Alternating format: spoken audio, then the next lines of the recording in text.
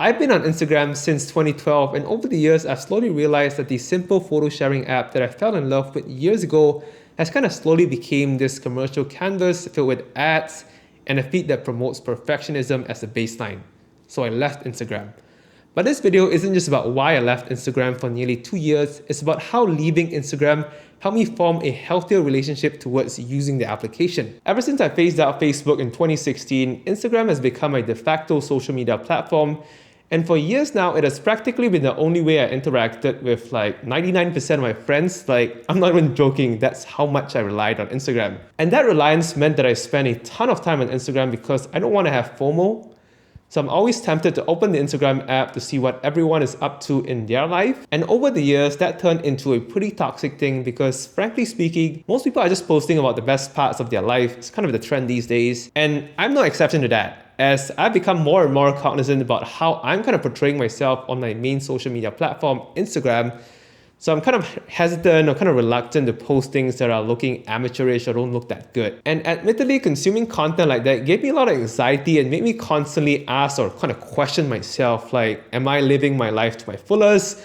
Why is everybody's life more exciting and why is my life so boring? But even when I felt that way, I would still continue to use Instagram because the thrill of knowing what everyone is up to kept kind of stringing me along. And that inevitably took up a lot of my time that I could have used to do more productive things. And this YouTube channel here is living proof of that, because the secret of how I managed to pump out one video every week in 2020 when I was first starting out was that I filled the time that I would have used to scroll through Instagram with making these YouTube videos, which is arguably a more meaningful use of my time. And the tipping point for me came when I was listening to Sarah Fryer's dead new book called No Filter. That book delves into how Instagram went from being an app for sharing creative photos to one filled with influencers and advertisers. It also goes through the founder's original vision for Instagram and how it evolved into the household name it is today with the support of Facebook or now Meta platforms. I would highly recommend anyone using Instagram to pick up this book. It's an excellent read and provides a lot of context into how some of the core Instagram features like filters and square photos came to be. So my journey of leaving Instagram started in late 2019 when I was experimenting with distancing myself from Instagram in kind of a similar fashion to how I phased out my usage of Facebook in 2016. But with Instagram in particular, my intent wasn't to completely move away from the platform. I merely wanted to reduce my reliance on it. So what I did was to hide the application from my app drawer.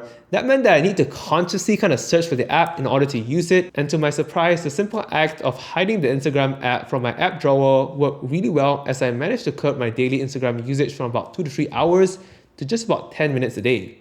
That experiment lasted about a few months, and then I was back to using Instagram like I was before. Now fast forward to 2020 when Instagram rolled out direct messages through their web application. I saw that as a golden opportunity for me to finally leave.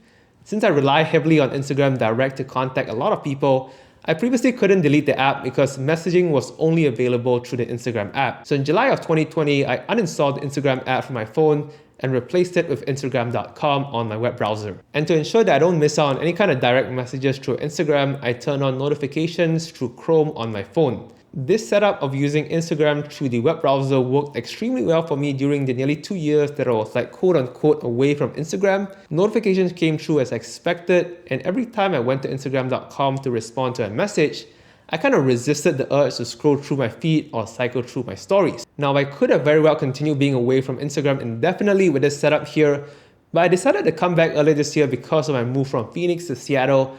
I knew that I needed to build a whole new network of friends here in Seattle, and that required a social media platform to kind of facilitate connections.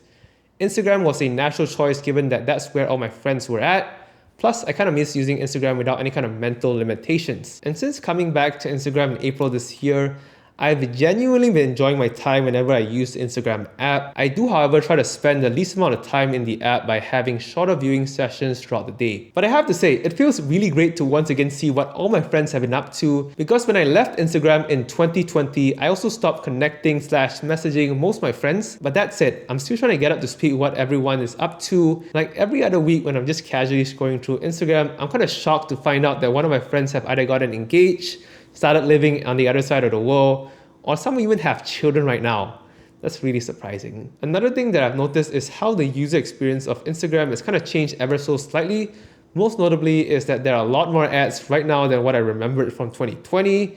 Like literally feels like every other Instagram story that I can kind of scroll through is an ad. Also, the create new Instagram post button has been moved to the side swipe alongside the create story wizard. And in its place is Instagram Reels, which I'm trying not to get into as I've heard it's a lot like TikTok in terms of addictiveness. This paragraph from a book that I saw on Twitter the other day perfectly sums up my whole experience of leaving Instagram and returning back to it earlier this year. It reads, "The quality of our lives depends on our relationships. It's not social media that makes us depressed, it's our relationship to it." This statement really hits the nail on the spot. I felt really refreshed using Instagram for the past few months compared to 2020, as back then I was using Instagram to kind of like kill time. This meant that I would constantly go into rabbit holes that end up with me comparing my life with someone else's. Now, whether or not I'll go back to feeling like that is up for interpretation. Only time will tell. But at the end of the day, the Instagram that I joined over 10 years ago that saw me upload photos of random pieces of my life is kind of gone.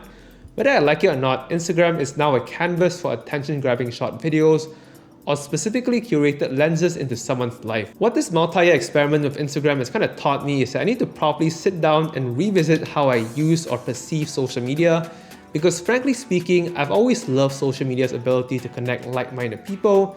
It's just that I've fallen into the trap that makes it feel toxic with things like endless scrolling and contributing to the only show the best things on social media kind of trend there. So I want to end this video with a note to kind of myself. I want to follow up on this video about a year later to see how things are going.